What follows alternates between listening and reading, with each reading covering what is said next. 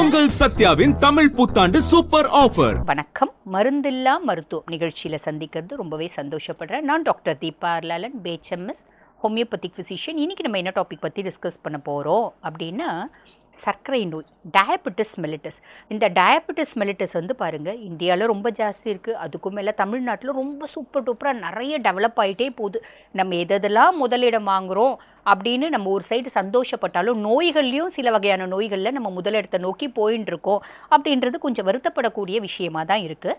இருந்தாலும் இப்போ நாங்களே வந்து பார்த்திங்கன்னா டயபெட்டிஸ் பற்றி, சர்க்கரையை வந்து எப்படி கட்டுக்குள்ளே கொண்டு வரது அப்படின்னு எத்தனையோ பதிவுகள் கொடுக்க தான் செஞ்சுருக்கோம். மக்கள் தெளிவாக ஃபாலோ பண்ணுறீங்க அப்படின்னா, இந்த சர்க்கரை நோய் வந்து ஒரு பெரிய ப்ராப்ளம். ஆமாங்க, இதில் வந்து திடீர்னு ஃப்ளக்சுவேஷன் வரும், திடீர்னு வந்து பார்த்திங்கன்னா நார்மல்சி வரும். அந்த மாதிரி அன்கண்ட்ரோல் டயபெட்டிஸ் இப்போ நல்ல கண்ட்ரோலில் இருக்குது.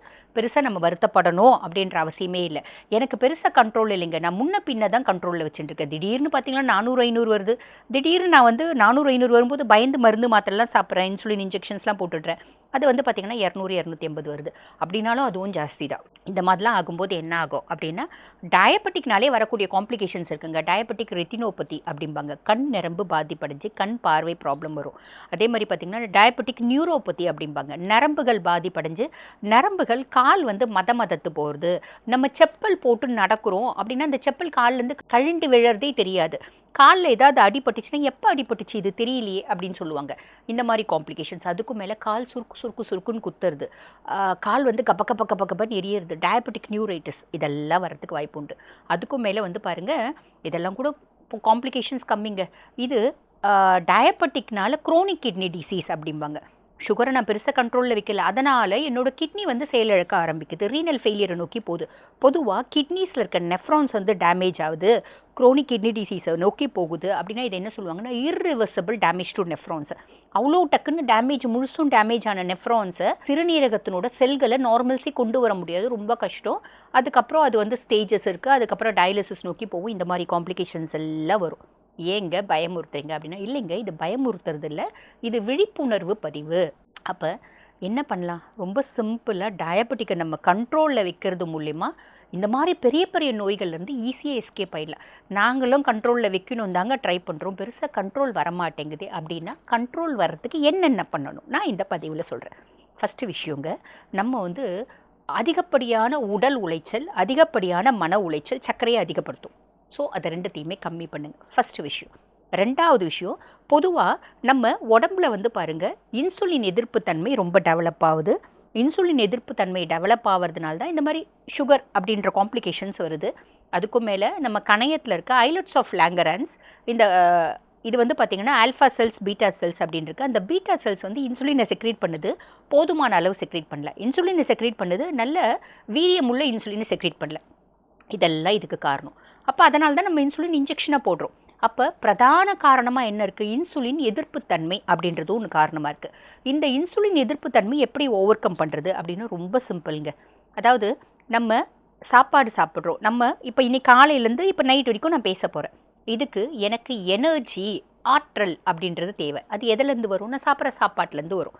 இப்போ நான் மாவு சத்து பிரதானமாக எடுக்கிறேன் அப்படின்னா எனக்கு அதை செரிமானம் பண்ணுறதுக்கு நிறைய இன்சுலின் அப்படின்றது தேவை.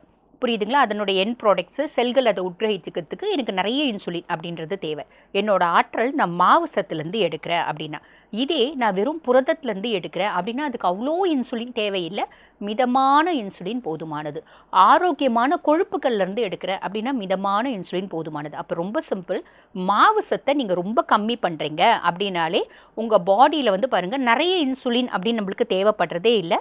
மாவு சத்தை நீங்கள் கம்மி பண்ணுறீங்க அப்படின்னாலே, இப்போ உங்கள் டாக்டர் நீங்கள் ஒன்றும் இல்லைங்க, ஒரு 48 days மாவு சத்தை அப்படியே கம்மி பண்ணிவிடுங்க. நோ கார்ப் நான் சொல்ல, கம்மி பண்ண சொல்கிறேன். மாவு சத்தே இல்லாத உணவு சொல்ல கம்மி பண்ண சொல்கிறேன். அப்போ ஒரு 48 நாள் சொல்கிற உணவு முறையை ஃபாலோ பண்ணுங்கள். நீங்கள் என்ன மெடிசன் சாப்பிட்றீங்களோ சாப்பிடுங்க.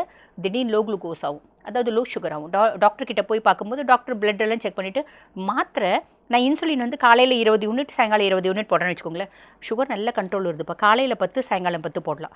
இன்னும் கொஞ்ச நாள் ஃபாலோ பண்ணுங்கள். காலையில் 10 மட்டும் போதும்ப்பா, சாயங்காலம் 10 வேண்டாம், இன்னும் கொஞ்சம் ஃபாலோ பண்ணுறேங்க, இன்சுலினே வேண்டாம்ப்பா, மாத்திரையில் கொடுக்குறேன் இப்படின்ற மாதிரி உங்கள் டயபெட்டாலஜிஸ்ட், உங்களோட சக்கரை நோய் மருத்துவர் வந்து பார்த்திங்கன்னா உங்களோட மாத்திரையை கம்மி பண்ணுவார். நீங்கள் டயட்டை கரெக்டாக ஃபாலோ பண்ணீங்க அப்படின்னா மட்டும் போதுமானது. நாங்கள் இந்த மாதிரி பதிவுகளில் பார்த்தோம், அவங்க இந்த மாதிரி உணவு முறைகளை ஃபாலோ பண்ண சொன்னாங்க. அதனால் நான் இன்சுலின் நிறுத்திட்டு வெறும் உணவு முறைகள் மட்டும் ஃபாலோ பண்ணுறேன், மாத்திரை நிறுத்திட்டு வெறும் உணவு முறைகள் மட்டும் ஃபாலோ பண்ணுறேன். அது உங்களுக்கு பண்ண தெரியாது. ஸோ நீங்கள் ரெண்டுத்தையும் கம்பைன் பண்ணி பண்ணுங்கள். கண்ட்ரோல் வரும்போது உங்கள் டாக்டரே வந்து பார்த்திங்கன்னா மாத்திரைகளை குறைச்சிடுவார். இது தெளிவாக புரிஞ்சுக்கோங்க. புரியுதுங்களா? ஏன் அப்படின்னா நீங்கள் ஒரு க்யூரியாசிட்டியில் ஆரம்பிப்பீங்க. அடடா நம்ம மாத்திரை கட் பண்ணிடலாம், இன்சுலினை கட் பண்ணிடலாம், நம்ம உணவு முறைகளே மெயின்டைன் பண்ணலாம் அப்படின்னு ஒரு க்யூரியாசிட்டியில் ஒரு ஆர்வத்தில் ஆரம்பிப்பீங்க. பெருசாக அதை ஃபாலோ பண்ண மாட்டேங்க. ஃபாலோ பண்ணலன்னா திடீர்னு சுகர் லெவல் ஜாஸ்தியாக போய்டும். ஒரு ஹாஸ்பிட்டல் போய் பார்த்தீங்கன்னா, என்னப்பா பண்ணேன், நான் இந்த மாதிரி உணவு முறைகள் மட்டுமே ஃபாலோ பண்ணேங்க, இந்த டாக்டர் சொன்னாங்க, என் பேரை கூட தான் சொல்கிறீங்கன்னு வச்சுக்கோங்களேன், தீபார்லான்னு சொன்னாங்க. அடாடா அந்த டாக்டர்களுக்குலாம் வேறு வேலையே இல்லைப்பா அப்படின்னுவாங்க. அப்போ சம்மந்தமே இல்லாமல் நீங்கள் ஃபாலோ பண்ணல அப்படின்னா தப்பான பேர் எங்களுக்கு வந்துடும். அப்போ நீங்கள் என்ன பண்ணணும், எடுக்கிற மெடிசன்ஸோட கூடவே இந்த உணவு முறைகளை ஃபாலோ பண்ணிக்கணும், ஞாபகம் வச்சுக்கோங்க. அதுக்கப்புறம் சுகர் நல்ல கண்ட்ரோல் வந்த பின்னாடி உங்கள் டாக்டரே உங்கள் மருந்தை சாலிடாக குறைப்பார். இதில் வந்து எந்த விதமான ஒரு இதுவும் சந்தேகமும் தேவையில்லை. புரியுதுங்களா? அப்போ நான் சொன்ன மாவு சத்தை கம்மி பண்ணுங்க அப்படின்னு. இது எப்படி கம்மி பண்ணலாம்? காலையில் நீங்கள் இட்லி, தோசை, பூரி, பொங்கல், சப்பாத்தி எதுனாலும் எடுங்க. முடியும் அப்படின்னா சிறுதானியத்தில் எடுங்க, ரொம்பவே நல்லது. இதில் வந்து பாருங்கள், சிறுதானியங்களில் பொதுவாக calcium, potassium, magnesium, phosphorus, zinc, selenium ஏகப்பட்ட மூலக்கூறுகள், மைக்ரோ நியூட்ரியன்ஸ் அப்படின்றது இருக்குது.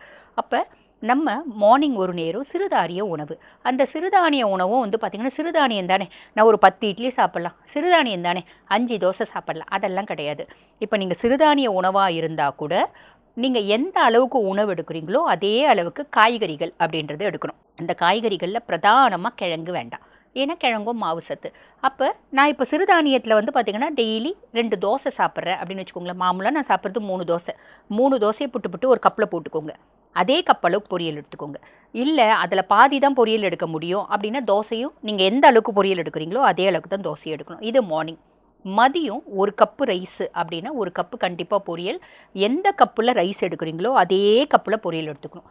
அந்த பொரியல் ஒரு பொரியலாக இருந்தாலும் சரி, இல்லை 2 பொரியலாக இருந்தாலும் சரி, அது ஃபாலோ பண்ணிக்கோங்க. சரிங்களா?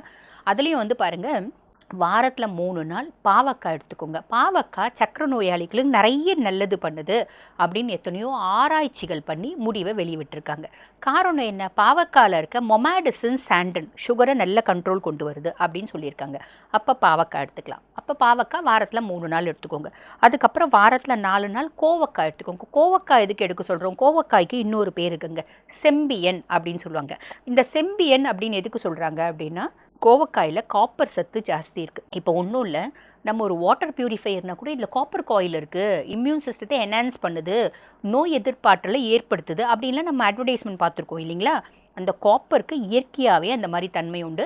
அந்த இயற்கையாகவே காப்பர் ஜாஸ்தி எதில் இருக்குது அப்படின்னா கோவக்காயில் இருக்குது. சர்க்கரை நோயாளிகளுக்கு நிறைய இன்ஃபெக்ஷியஸ் டிஸார்டர்ஸ் வரத்துக்கு வாய்ப்பு உண்டு, சுகர் அன்கண்ட்ரோல்டாக இருக்குது அப்படின்னா. அப்போ நம்ம இந்த கோவக்காய் எடுக்கும்போது நம்மளுக்கு பல நோய் தொத்து கிருமிகள்லேருந்து நம்மளை காப்பாற்றிக்க முடியும் அப்படின்றதுனால வாரத்தில் 4 நாள் கோவக்காய் எடுக்க சொல்கிறோம்.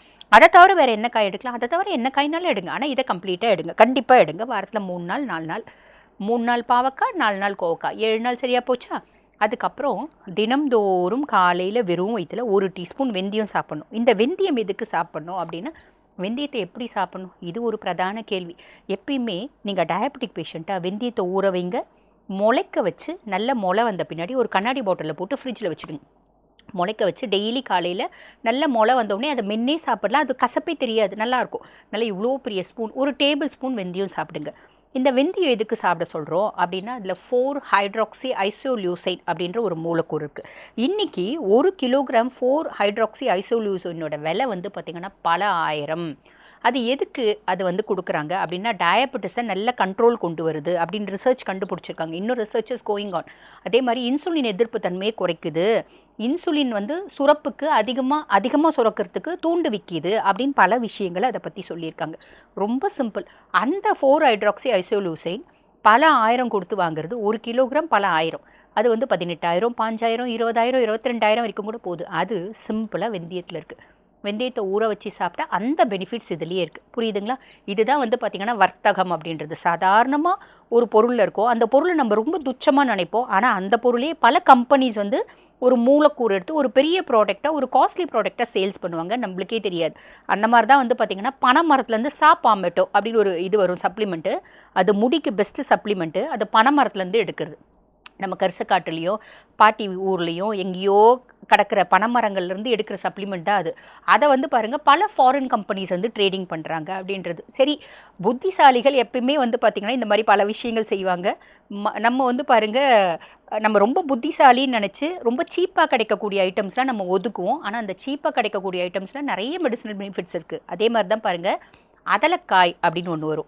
அது அந்த கோவக்காய் ஒரு ஃபேமிலி தான். இந்த அதலக்காய் பார்த்திங்கன்னா இந்த சவுத் சைடு மதுரை, காரைக்குடி அங்கெல்லாம் வந்து பார்த்திங்கன்னா இந்த வேலிக்காய் அப்படின்னு சொல்லுவாங்க. அங்கே தான் இருக்குன்னு இல்லை, நம்ம ஊரில் கூட இருக்கும் வேலிக்கான்னு. அதை வீட்டில் நீங்கள் வளர்த்திங்களான்னா வளராது, வேலிக்காய் அப்படின்பாங்க. நம்ம மார்க்கெட்டுக்கெலாம் போனீங்களான்னா எங்கேயோ ஒரு ஆயா கூடையில் வச்சுருக்கோம் அந்த வேலிக்காய் அதலக்காய் அப்படிம்பாங்க. அது பெஸ்ட்டு ஆன்டி டயபெட்டிக் ப்ராப்பர்ட்டி அதுக்கு இருக்குது. புரியுதுங்களா? அதில் ஃபாஸ்பரஸ் இருக்குது, வைட்டமின் சி இருக்குது, அதுக்கும் மேலே இன்சுலின் சுரப்பை அதிகப்படுத்தக்கூடிய தன்மை இருக்குது. ஸோ இந்த மாதிரி காயெல்லாம் நம்ம ரெகுலராக எடுத்துக்கலாம். புரியுதுங்களா? நைட்டு வந்து பாருங்கள் அதே மாதிரி நம்ம வந்து எது சாப்பிட்றதா இருந்தாலும் முடியும், எங்களுக்கு பழக்கம் இருக்குது முடியும் அப்படின்னா ஒரு நேரம் பச்சை காய்கறிகள் போட்டுக்கோங்க. பச்சை காய்கறிகளில் நம்ம வந்து வெள்ளரிக்காய் எடுத்துக்கலாம், கேரட் எடுத்துக்கலாம். கேரட் வந்து சக்கரை ஆகாது, எடுத்துக்கலாம். ஒரு வெள்ளரிக்காய், ஒரு கேரட்டு, ஒரு வெங்காயம், ஒரு தக்காளி, கொஞ்சம் முளைக்கட்டின பயிர் வகைகள் எடுத்துக்கலாம். இல்லைனா கொஞ்சம் சோளம், ஒரு சோளம் வந்து ஒரு இவ்வளோ சோளம் போட்டுட்டு அதுக்கு மேலே மாதுளம்பழம் ஒரு அரை மாதுளம்பழம் போட்டுடலாம். மாதுளம்பழம் அதிகமாகாதான், நீங்கள் சாப்பாடை கட் பண்ணுறீங்க, அதில் இருக்க கார்ப்ஸ், அதில் இருக்க என் ப்ராடக்ட் குளுக்கோஸை நீங்கள் அப்படியே கட் பண்ணுறீங்க. இதில் இருக்க ஃப்ருக்டோஸ் அதில் வந்து 10ல் 2 மடங்கு தான் வரும், தாராளமாக எடுத்துக்கலாம். சாப்பாடும் சாப்பிட்டுட்டு நீங்கள் இது சாப்பிட போகிறதில்ல, நல்லா ஞாபகம் வச்சுக்கோங்க. அப்போ அதில் வந்து பாருங்கள் கொஞ்சமாக வேர்க்கடலை வறுத்து போட்டு மிளகுத்தூள், உப்பு, சீரகத்தூள், அதுக்கும் மேலே வேணும்னா கொஞ்சம் லெமனு, கொஞ்சமாக தேங்காய் துருவி போட்டு இப்படி சாலட் எத்தனையோ வெரைட்டிஸ் இருக்குது. முடியும் அப்படின்னா ஒரு நேரம் பச்சை காய்கறிகள் எடுக்கலாம். பழங்க நாங்கள் எனக்கு சாப்பிட்லான்னு தோணுதுங்க, என்ன பழம் சாப்பிட்லாம்? அளவாக வந்து பாருங்கள் பப்பாளி பழம் எடுக்கலாம், அளவாக கொய்யாக்காய் நீங்கள் எடுத்துக்கலாம், கொய்யா பழம் வேண்டாம். அளவாக 2 துண்டு மாம்பழம் கூட சாப்பிடலாம். சாப்பாடை கட் பண்ணிவிடுங்க. 4 இட்லி, ஒரு இட்லி 2 துண்டு மாம்பழம். அங்கே காப்ஸை நீங்கள் கட் பண்ணுறீங்க, ஏன்னா மாம்பழத்துலேயும் வந்து பாருங்கள் ஃப்ருக்டோஸ் இருக்குது, சுக்ரோஸ் இருக்குது. சக்கரை நோயாளிங்க மாம்பழமே சாப்பிடக்கூடாது அப்படி கிடையாது. கார்ப்ஸை கட் பண்ணிவிட்டு இதை எடுத்துக்கலாம். புரியுதுங்களா? அளவாக நீங்கள் ஃப்ரூட்ஸ் எடுக்கிறீங்க அப்படின்னும் போது அதுவும் வரவேற்கக்கூடியது தான். அதுவும் உங்கள் சுகர் லெவலை ஏற்ற போகிறதில்ல. அப்போ உணவு முறைகள் அப்படின்னும் போது நான் சொன்ன மாதிரி உணவு முறைகள் எடுத்துக்கோங்க. கண்டிப்பாக ஒரு உடற்பயிற்சி அப்படின்றது தேவை.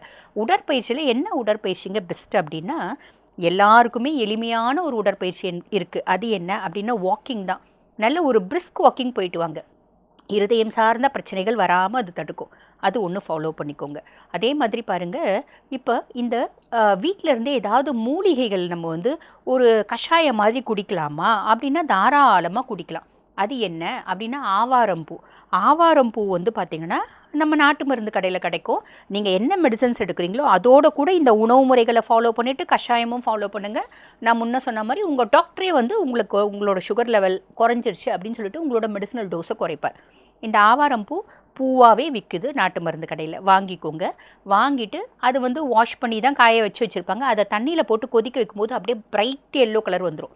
அதை நல்லா கொதிக்க வச்சுக்கோங்க. நல்லா இவ்வளோ ஒரு பெரிய டேபிள் ஸ்பூன் பூ எடுத்து போட்டுக்கோங்க, ஒரு கிளாஸ் தண்ணி போடுங்க, நல்லா கொதிக்க வைங்க. கொதிக்க வச்சு அது 3/4 கிளாஸ் ஆன பின்னாடி அந்த பூ வந்து துணியில் போட்டு நல்லா புழிஞ்சி அந்த கஷாயம் காலையில் சாயங்காலம் 2 நேரம் கஷாயம். இந்த உணவு முறைகள் உங்கள் மெடிசன் எடுங்க. ஒரு 20 டேஸ் 21 டேஸில் இந்த மாதிரி உணவு முறைகள் ஃபாலோ பண்ணும்போது சாலிடாக உங்கள் ஆன்டி டயபெட்டிக் மெடிசன் அப்படின்றது குறைப்பார் உங்கள் டாக்டர். புரியுதுங்களா? ஸோ இவ்வளோ விஷயம் ஃபாலோ பண்ணும். அதே மாதிரி அதிகப்படியான மன உளைச்சல் கண்டிப்பாக வேண்டாம். எங்களுக்கு ஸ்வீட் சாப்பிட்ணும் நிறைய ஆசை இருக்குங்க அப்படின்னா டயபெட்டிக் பேஷண்ட்ஸ்க்குனே ஒரு வரப்பிரசாதம் என்ன அப்படின்னா ஸ்டீவியா அஃபிஸ்னாலிஸ் அப்படிம்பாங்க. அப்படின்னா என்ன அப்படின்னா இனிப்பு துளசி. நம்ம சாதா இனிப்பை மாதிரி 20 மடங்கு இனிப்பு உண்டு அந்த இனிப்பு துளசியில். இது வந்து பாருங்கள் நிறைய மெடிக்கல் கம்பெனிஸ் அதை ஒரு பவுடராகவே கொடுத்துருக்காங்க. இன்ஃபேக்ட் வெயிட் ரெடியூஸ் பண்ணணும் அப்படின்னு நிறைய செலிப்ரிட்டிஸ் அந்த ஸ்டீவியா பவுடர் தான் எடுத்துக்கிறாங்க. அப்போ நீங்கள் ஸ்வீட் சாப்பிட்ணுமா? இப்போ பொதுவாக அந்த சர்க்கரைக்கான மாத்திரை வருது பார்த்திங்களா, அதை போட்டு நம்ம கொதிக்க வைக்க முடியாது. ஆனால் இந்த பவுடரை போட்டு கொதிக்க வைக்கலாம். பால் பாயசம் செஞ்சுக்கலாம், பால் பொங்கல் செஞ்சுக்கலாம், லட்டு செஞ்சுக்கலாம்.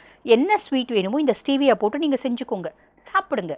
இது வந்து பார்த்திங்கன்னா தடைகள் அப்படின்றது எதுவும் கிடையாது. இதெல்லாம் ஃபாலோ பண்ணிங்க அப்படின்னா சுகர் அப்படின்றது ஒரு நோயே இல்லை. காரணம் என்ன அப்படின்னா, உலக சுகாதார நிலையம் முதல்லாம் வந்து பெருசாக வந்து சுகர்லாம் வந்து கண்ட்ரோல் ஆகாது, எப்பயுமே மெடிசன் எடுத்துகிட்டே தான் இருக்கணும் அப்படி இப்படின்னு சொல்லிட்டு இருந்தாங்க. இப்போ என்ன சொல்லியிருக்காங்க அப்படின்னா, diabetic can be reversed, remission is possible in diabetes அப்படின்னு கொடுத்துருக்காங்க. டயபெட்டிஸை நீ ரிவர்ஸ் கொண்டு வர முடியும், ரெமிஷன் ஒரு இடைவெளி மருந்தில் அப்படின்றது உங்களால் கொண்டு வர முடியும் அப்படின்னு சொல்லியிருக்காங்க. ஆனால் இவ்வளோ விஷயம் நீங்கள் ஃபாலோ பண்ணீங்க அப்படின்னா உணவு முறையிலே மெயின்டைன் பண்ணிக்கவும் முடியும். ஃபாலோ பண்ணல, ஆரம்பிக்கிறது மட்டும் ரொம்ப வேகமாக ஆரம்பித்தேன் அப்புறம் கம்முன்னு ஆகிட்டேன் அப்படின்னா இது பெருசாக ரிசல்ட் எதிர்பார்க்க முடியாது. ஆக நீங்கள் முடிவு எடுத்துட்டீங்க, நாங்கள் சுகர்னால் எந்த பாதிப்பும் இல்லாமல் நாங்கள் கடைசி வரைக்கும் ஆரோக்கியமாக இருக்கணும். 60 வயசு வரைக்கும் இருக்கீங்க, 70 வயசு இருக்கீங்க, 100 வயசு வரைக்கும் கூட இருக்கீங்கன்னு வச்சுக்கோங்களேன், பெரிய பாதிப்பு இல்லாமல் ஆரோக்கியமாக இருக்கணும். சக்கரை ஆரம்பித்து 10 வருஷம் ஆச்சு அப்படின்னா இப்போ கூட ஒன்றும் கெட்டு போல், இந்த செகண்ட்லேருந்து உணவு முறைகள் அப்படின்றத ஃபாலோ பண்ணுங்கள், எல்லாமே சாத்தியம் அப்படின்றது ஞாபகம் வச்சுக்கோங்க.